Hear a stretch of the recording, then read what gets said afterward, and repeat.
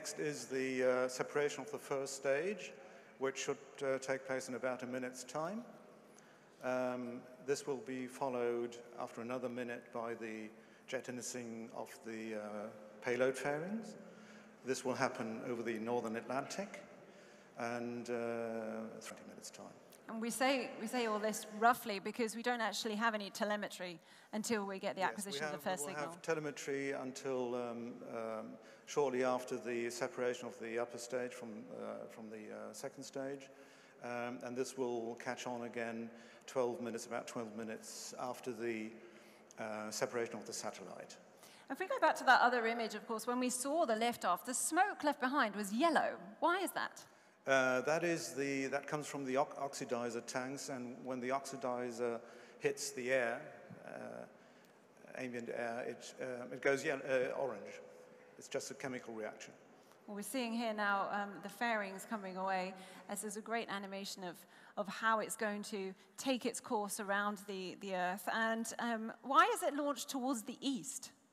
Well, we actually launched towards the west. Okay. We launched towards the west. Okay. We're going that way, not that way. It's the animation. Exactly. And this is because we are flying a sun-synchronous orbit, so we need to go out to the west from Plesetsk. All right. And not to worry, though. And what happens to all of the pieces that come off and are extinct then? Well, the first stage drops after separation at an altitude of about 68 kilometers, drops into the Atlantic, smashes into the water. The same goes for the payload fairing half-shells. They are released at an altitude of 124 kilometers, also in the North Atlantic. And the second stage, after separation from the first stage, drops into non-territorial waters in Baffin Bay. Okay. And what we're seeing here is obviously where we're going to be getting more of the telemetry. Can you talk us through this graph that we see on the left? Well, looking at my watch, the half-shells should have been jettisoned. This means that the first and the second stage and the upper stage are on their way now towards Canada. And how does it know exactly in which direction to fly? Is it just the sheer force that keeps it going? There's a flight system, like an autopilot in an aircraft. There's a flight system which has been programmed. So, it's done automatically by means of the flight program. I've just had word that the second stage is separating right now. So Super. That means it's on course. Right, exactly. And of course, we talked a little bit more about how after 8 minutes we do lose this telemetry. And when will that come back to us? Is it when we get the acquisition of the first signal?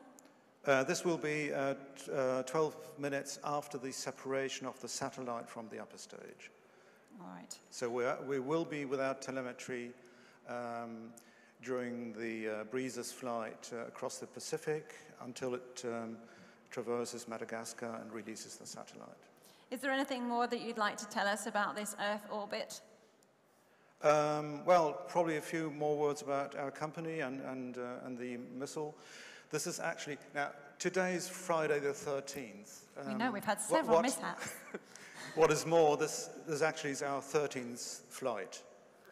Sentinel-5p is our 13th launch. I see it as a good sign. Yes.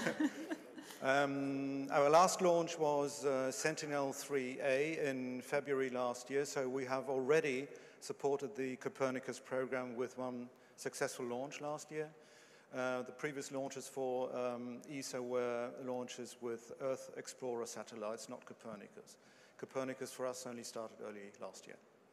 Well, that's fantastic. We look forward to this mission being a success. And I think that means that we're going to take a small break because we have 75 minutes now before we come back and we get some more signals from the satellite. So our live program here at ESA's Technology Center, ESTAC, in the